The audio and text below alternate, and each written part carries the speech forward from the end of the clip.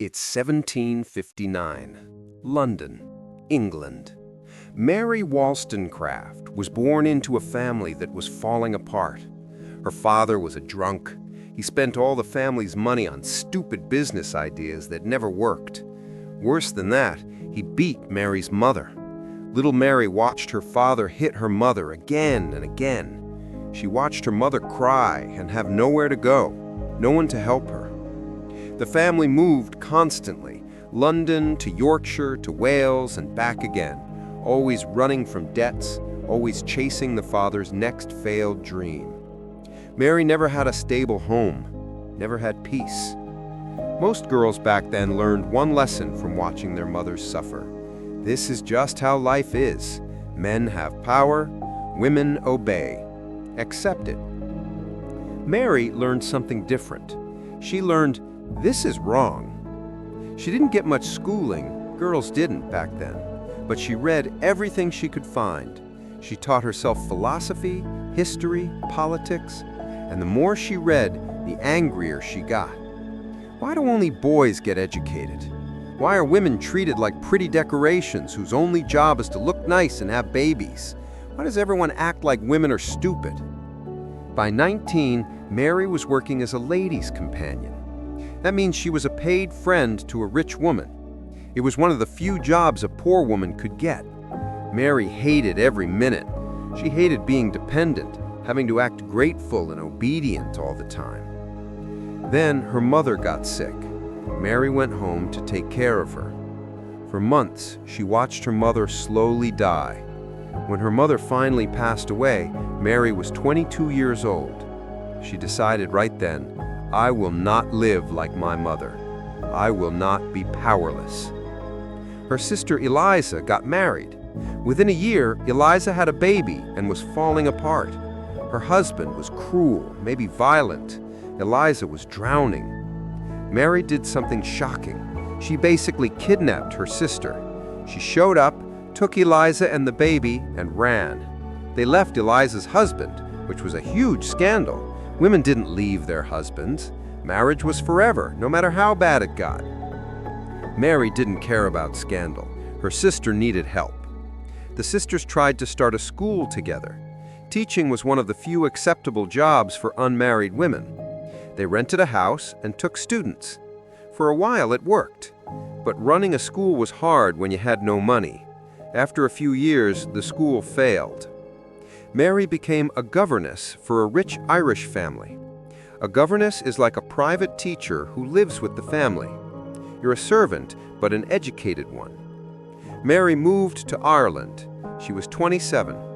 She was supposed to be grateful for this job, but she was miserable. She was treated like a servant, but expected to act like a lady. She ate alone, she had no friends, she was stuck. She started writing in her spare time. First, a pamphlet about education, then a sad novel about a girl whose life was limited because she was female.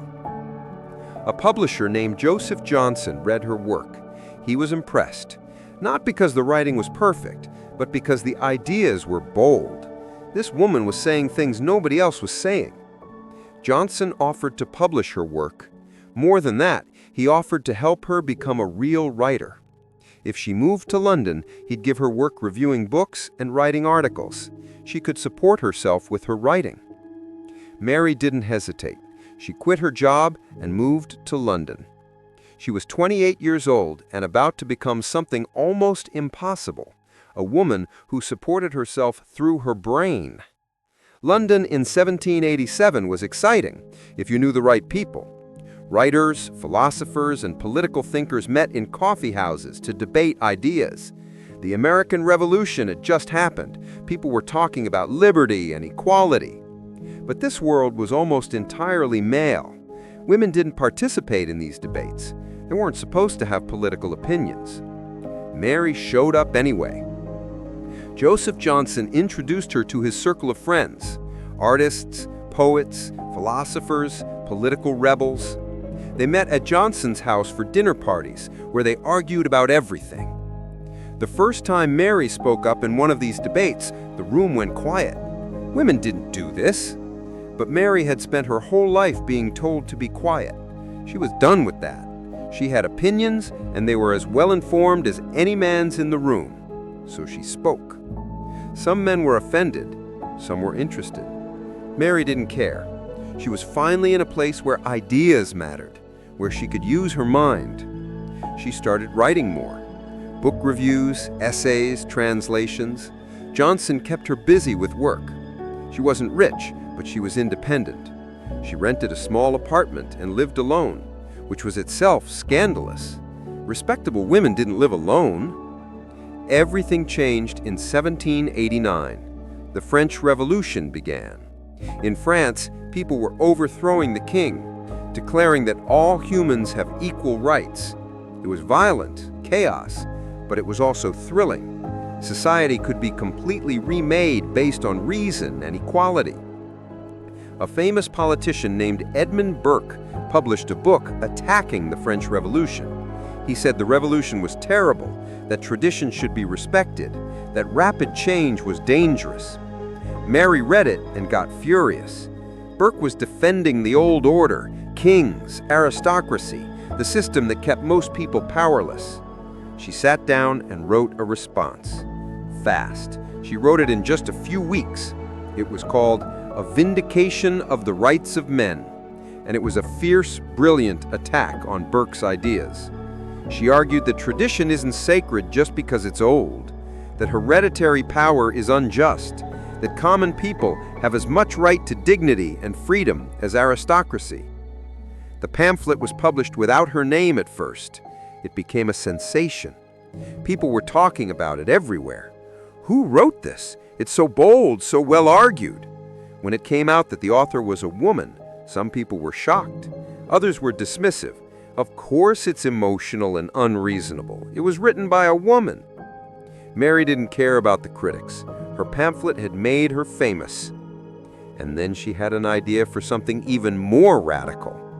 Everyone was arguing about the rights of men, whether common men deserve the same political rights as aristocracy, but nobody was talking about women. Half of humanity was just ignored in all these debates about equality. Mary decided to write about women's rights. This was incredibly bold. In 1792, suggesting that women deserve equal treatment was like suggesting the sky is green.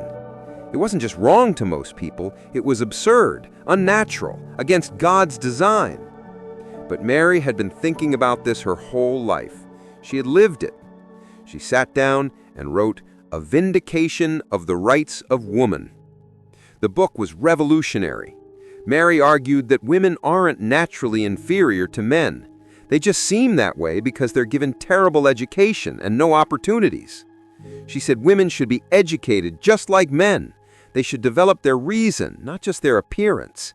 They should be treated as thinking human beings, not as decorative objects or baby-making machines. She wrote, I do not wish women to have power over men, but over themselves. The book was published in 1792. The reaction was intense. Some people, especially educated women, were thrilled. Finally, someone was saying what they'd been thinking. But many people, especially men, were horrified. This woman is attacking the natural order. She's dangerous. Mary became both famous and infamous. Some people invited her eagerly. She was fascinating, brilliant. Others banned her. She was scandalous, threatening. She didn't care. She was finally saying what she believed, and people were listening. But being a radical woman in 1790s England was lonely. She was 33 years old, unmarried, living alone. She had accomplished so much, but sometimes she felt empty. Then she met an artist named Henry Fuseli. Henry Fuseli was everything Mary found attractive. He was a painter, wildly creative, interested in ideas. He was Swiss, which made him exotic. He was intense and passionate about his work. Mary fell hard for him. She loved talking to him about art, philosophy, everything. She felt alive around him. There was one problem. Fuseli was married. In Mary's mind, this shouldn't matter. She didn't believe in traditional marriage anyway. She thought it was an unjust institution that trapped women. She wasn't trying to steal him from his wife, she just wanted to be close to him, to share ideas and emotions. She suggested she could live with Fuseli and his wife. They'd all be friends, and she and Fuseli could have their special connection without disrupting his marriage. This went badly. Fuseli's wife was horrified. Fuseli himself was uncomfortable. Mary was asking for something that didn't exist in 1790s England. She got rejected, badly. Fuseli told her to leave him alone. His wife definitely told her to leave him alone. Mary was devastated. She had put herself out there emotionally for the first time in years, and she'd been rejected and humiliated. She did something impulsive. She decided to go to France. It was December 1792. France was in the middle of the revolution, not the exciting early part, but the violent, chaotic part. The king had been removed from power. There were riots, executions, political factions fighting for control. It was dangerous. Mary went anyway. She needed to escape London, escape her humiliation, see the revolution for herself. She moved to Paris alone. Paris was terrifying and thrilling. Mary arrived right as things were getting really violent. The king was about to be executed. Mary watched King Louis XVI get executed. She was in the crowd when it happened. She believed in the revolution's ideals, but watching an actual human being get beheaded was horrifying. She started questioning some of her optimism about revolution. Maybe change was messier and darker than she thought. She was staying in a boarding house, trying to write, trying to figure out what she was doing with her life. She was lonely in a foreign country, surrounded by violence and uncertainty. Then she met Gilbert Imlay. Imlay was an American, a businessman and adventurer in Paris trying to make money off the revolution's chaos. He was charming, handsome, confident. He talked about the American frontier, about freedom and possibility. Mary was attracted to him immediately. He seemed open, adventurous. He was interested in her mind, but also clearly attracted to her physically. He made her feel desired in a way she'd never experienced. They started talking, then spending time together. Then they were lovers. Mary was 33, and this was her first real romantic and sexual relationship. She fell completely in love. Imlay seemed to respect her intelligence, desire her body, share her values about freedom and equality. She moved in with him. They weren't married. Mary still believed marriage was an oppressive institution. They were just two free people choosing to be together. For a while, it was wonderful. Mary was in love, having the relationship she dreamed of. Then she got pregnant. In 1793, being an unmarried pregnant woman was about the worst situation possible. You were ruined socially, your child was illegitimate, you had no legal protections. But Mary was determined to do this her way. She was having this baby, and she and Imlay would raise it together as free partners. Except France was getting more dangerous. The Reign of Terror began, the most violent phase of the revolution. People were being arrested and executed constantly. Foreigners were suspect. It was chaos. Imlay registered Mary as his wife to protect her. If she was an American's wife, she was safer. Mary went along with it for practical reasons, but she didn't consider herself truly married. She gave birth to a daughter in May 1794, named her Fanny. Mary was overwhelmed by motherhood. The love she felt for this tiny baby, the exhaustion, the vulnerability of being responsible for another life. And Imlay started pulling away. He was always gone on business, made excuses, was distant when he was home. She could feel it. He was losing interest. The reality of a partner with a baby wasn't as romantic as the affair had been. Mary tried desperately to hold on to him. She wrote him passionate letters when he was away, told him how much she loved him, how they could make this work. She abandoned all her pride, all her intellectual independence, just trying to keep this relationship alive. It didn't work. Imlay kept drifting away. He had business in London, business elsewhere, maybe other women. Mary suspected but didn't know for sure. In 1795, Mary decided to follow him to London. She took baby Fanny and went back to England, hoping she and Imlay could fix things. They couldn't. Imlay was done with the relationship. He was kind but distant, offered her money but not real commitment. He had moved on. Mary was crushed. She was a single mother in a society that shamed single mothers. She was publicly known as Imlay's partner, so everyone knew they weren't really married. She was humiliated again, but this time she had a child to protect. She got depressed. Really, seriously depressed. The kind where getting out of bed is hard, where the world seems gray and pointless. In October 1975, she tried to kill herself. She went to a bridge over the Thames River at night and jumped into the water, intending to drown. Some men fishing nearby saw her fall. They pulled her out, saved her life despite her protests. Mary woke up the next day still alive, still depressed, but something shifted. She had Fanny. She had work she could do. Maybe she could survive this. She started writing again, poured her heartbreak into work.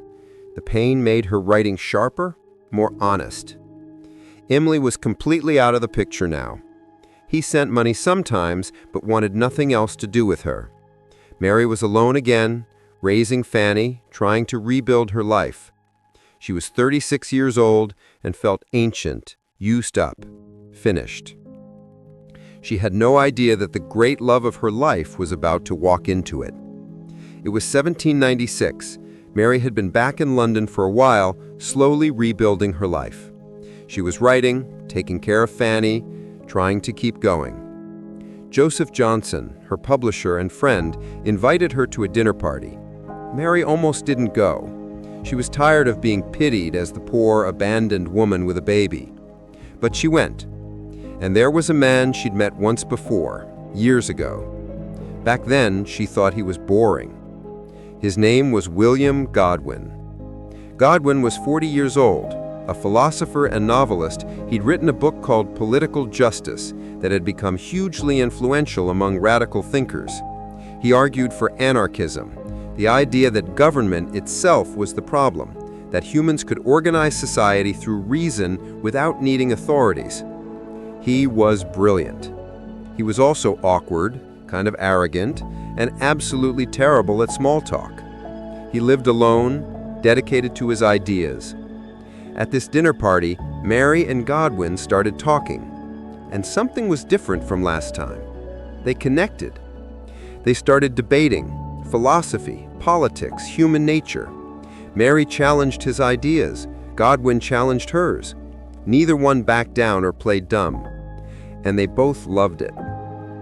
Godwin left that dinner party thinking about Mary, this woman who'd written books he admired, who could argue with him without being intimidated, who had lived through so much. Mary left thinking about Godwin. He wasn't handsome or charming like Imlay, but his mind was extraordinary. And he treated her like an equal, completely. No condescension, no patronizing, just respect. They started seeing each other, running into each other at Johnson's gatherings, having conversations, then more deliberately, meeting for dinner, long walks, hours of conversation. It was different from Mary's relationship with Imlay. That had been passion and romance first, intellectual connection second. With Godwin, it was the reverse. The connection was mental first, and everything else grew from that. They were both people who lived in their heads, both dedicated to ideas, both a little awkward at normal human interaction, both convinced that traditional society's rules were mostly nonsense. Godwin had written that marriage was an unjust institution. Mary had said the same thing for years. Neither of them believed in it. So they started what they thought of as a rational, enlightened relationship. They were lovers, but they maintained separate homes. They met when they wanted to, spent time apart when they needed to. They were honest with each other about feelings and thoughts. They wrote each other notes constantly. It was working. For both of them, for the first time, there was a relationship that felt right. They were partners but independent, intimate but free. Mary hadn't been happy like this in years, maybe ever. With Godwin, she didn't have to pretend to be anything. She could be fully herself, smart, opinionated, sometimes difficult, sometimes vulnerable. He accepted all of it. Godwin was surprised by his own feelings. He'd been a bachelor forever, dedicated to his work, skeptical of romantic love as a rational madness. But with Mary, it wasn't irrational. It made sense. She enhanced his life, challenged his thinking, made everything more interesting. They were careful to keep their relationship somewhat private. Both of them were controversial enough without adding public scandal. Mary still had Fanny to think about. Godwin had his reputation as a serious philosopher. But anyone who knew them could tell.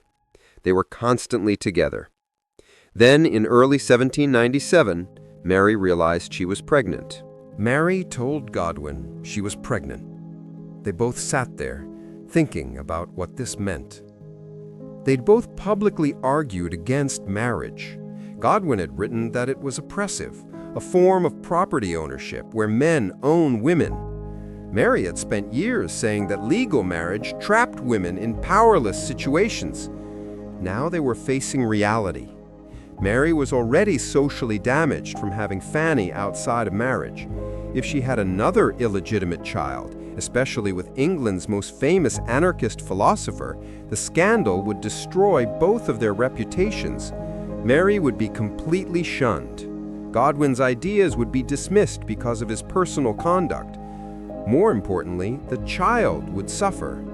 Illegitimate children had almost no rights in 1790s England. They couldn't inherit property, faced constant social stigma, had limited opportunities. Mary was already worried about Fanny's future. She couldn't do that to another child. They had to choose between their principles and practical reality. They chose reality. They decided to get married. On March 29, 1797, Mary Wollstonecraft and William Godwin got married in a quiet ceremony. No celebration, no announcement. They were both kind of embarrassed about it, honestly. It felt like a betrayal of everything they'd argued for. But they were also relieved. The baby would be legitimate. They'd have legal protections. They could build a real family. Mary's pregnant belly was clearly showing when they married. Some people counted backwards and realized they'd been together before the wedding. This caused some scandal, but not as much as having a second illegitimate child would have. They kept their separate homes at first, both stubborn about maintaining independence. But as Mary's pregnancy progressed, it became impractical. She moved into Godwin's house. They created this unusual domestic situation. They worked in separate rooms during the day, Mary writing, Godwin writing. They came together for meals, for conversation, for companionship. They were trying to be married, but not traditionally married. It mostly worked. They were both intense, sometimes difficult people. They argued. Mary got frustrated with Godwin's tendency to intellectualize everything. Godwin got frustrated with Mary's emotional intensity. But they talked through it. They were honest with each other in ways neither of them had been with anyone else. Mary was working on a novel. It was about a woman who'd been through relationships, heartbreak, learning to be herself. It was clearly about her own life. She was pouring everything she'd learned about love and independence into it. Summer arrived. Mary was very pregnant now, getting ready. She'd hired a midwife, a woman named Mrs. Blenkinsop, who was experienced with births. They were doing this at home, which was normal for the time. Mary was a little nervous, but mostly excited. She'd been through childbirth before, with Fanny. It had been painful, but she'd survived fine. Women did this all the time. She and Godwin talked about the future, about raising this child together, about how they'd teach the kid to think freely, to question authority, to be brave. On August 30th, 1797, Mary went into labor. At first, everything seemed normal. Labor was painful, but progressing. Mrs. Blenkinsop was there, experienced and calm. Godwin was in another room, anxiously waiting. Hours passed. Mary was in pain, but handling it. Godwin heard her cries through the walls and felt helpless. Late on August 30th, the baby was born. A girl. She was healthy, crying, perfect. They named her Mary, after her mother. Little Mary Wollstonecraft Godwin. Godwin came in to see them, his wife exhausted but alive, his new daughter tiny and red-faced. He felt this overwhelming mixture of relief and love and terror. He was a father. Mary was tired but happy. 2 daughters now, Fanny, who was 3, and baby Mary. She'd built the family she wanted, on her own terms. She and Godwin were partners, creating something new. But something was wrong. The placenta hadn't delivered properly. Parts of it were still inside Mary. Mrs. Blenkinsop tried to remove it manually, which was incredibly painful and dangerous. Mary was screaming. There was a lot of blood. Finally, the placenta came out. Mary was exhausted, in pain, but it was over. Everyone breathed a sigh of relief. The hard part was done. Except it wasn't. Over the next day, Mary developed a fever. At first, it was mild. Could be normal after a difficult birth. But it got worse. By September 1, Mary was really sick. High fever, chills, severe pain. They called in a doctor, Dr. Poignant, who was supposed to be good. The doctor examined her, and his face got serious. He suspected childbed fever. What we now know is a bacterial infection that can happen after childbirth, especially if anything unhygienic touches the birth canal. In 1797, they didn't understand bacteria. They had no antibiotics. Childbed fever was one of the most common killers of new mothers, and there was almost nothing they could do about it. The doctor tried everything he knew. Bloodletting, which just weakened Mary more, wine to try to strengthen her, opium to dull the pain. Nothing worked. Mary got sicker. The fever spiked higher. She was delirious sometimes, lucid others. When she was lucid, she understood what was happening, and she was terrified. Godwin sat by her bed constantly. He'd never felt helpless like this. He was a man who believed in reason, in the power of human intelligence to solve problems. But reason couldn't stop infection. Intelligence couldn't fight bacteria. Mary's friends came to visit. They tried to be hopeful, but everyone could see she was dying. This brilliant, fierce woman who'd survived so much was being killed by something invisible, something nobody could fight. On September 5th, Mary knew she wasn't going to make it. She asked to see her daughters. Someone brought in 3-year-old Fanny. Mary was too weak to hold baby Mary, but she looked at her. She talked to Godwin when she had the strength, told him to take care of the girls, to make sure they were educated, free to think, to be brave. Godwin was crying, which he never did. He was holding her hand, begging her not to leave. She said she didn't want to, but she was so tired. The next few days were a blur of agony. Mary drifted in and out of consciousness. The fever didn't break. Her body was shutting down. Godwin didn't leave her side. He was watching the woman he loved die slowly, and there was nothing he could do, nothing anyone could do. On September 10th, 1797, 10 days after giving birth, Mary Wollstonecraft died. She was 38 years old. Godwin was destroyed, completely broken. He'd lost the love of his life after less than a year of marriage. He was left with 2 daughters to raise, one his, one not, and he had no idea how to do it. The house was full of death. Baby Mary needed to be fed, cared for. Fanny was confused, asking where her mother was. Godwin could barely function through his grief. Friends came to help. They took care of the immediate needs, the baby, the funeral arrangements, the household. But Godwin had to figure out how to keep living. He did something that people either consider deeply loving or deeply unwise. He decided to write Mary's biography. He was going to tell her whole story, everything: the poverty, the unconventional relationships, Fanny's illegitimacy, the suicide attempt, all of it. He believed Mary was remarkable and the world should know the truth about her life. He worked on it obsessively. It was the only thing that made sense to him, preserving her memory, explaining who she really was. Memoirs of the author of A Vindication of the Rights of Woman got published in 1798, a few months after Mary's death. It was a disaster. Godwin thought he was honoring Mary by being completely honest about her life. Instead, he destroyed her reputation. All the things Godwin revealed, the affair with Imlay, Fanny's illegitimacy, the suicide attempt, it gave Mary's critics exactly what they needed. See, this is what happens to women who reject traditional morality. They end up miserable, ruined, dead. Mary Wollstonecraft isn't a hero, she's a cautionary tale about what happens to women when they get too independent. For the next 100 years, Mary's name was basically synonymous with immorality. Her books were dismissed as the ravings of an unnatural woman. Mothers warned daughters not to end up like her. Godwin was horrified by what he had accidentally done. He was trying to show Mary's courage and honesty. Instead, he had given society ammunition to attack everything she stood for. He raised the two girls as best he could. It was hard. He was a 40-something bachelor who'd never taken care of children, suddenly responsible for a newborn and a toddler.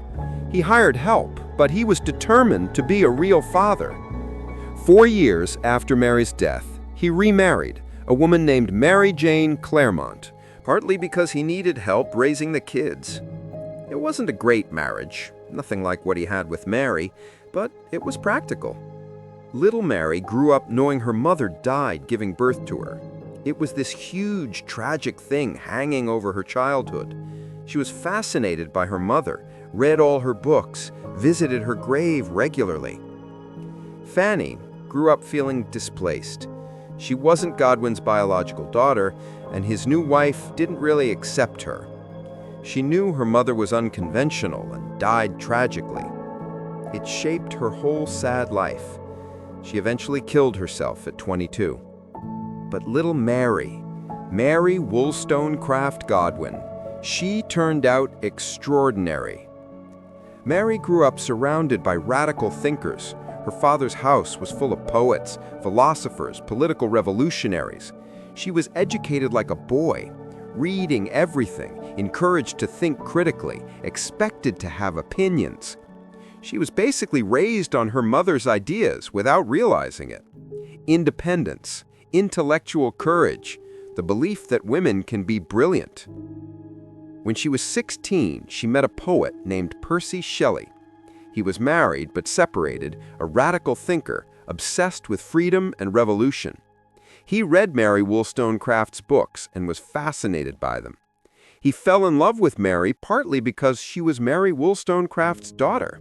He saw the mother in the daughter, that same fierce intelligence, that same refusal to accept limitations. Mary and Percy ran away together.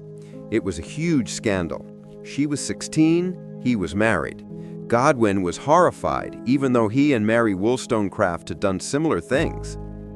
They went to Europe, had adventures, lived in poverty, wrote constantly. Mary was young, but she had her mother's courage. She didn't care what society thought. In 1816, they were staying near Lake Geneva with the poet Lord Byron. It was a dark, stormy summer. They were stuck inside telling ghost stories. Byron suggested they each write a ghost story. Most of them gave up quickly. But Mary, 18 years old, started thinking about something. She'd been thinking about life and death a lot. Her mother died giving her life.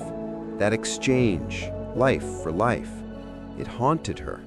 She'd been reading about new scientific experiments with electricity, about the possibility of reanimating dead tissue. What if someone could create life, bring back the dead?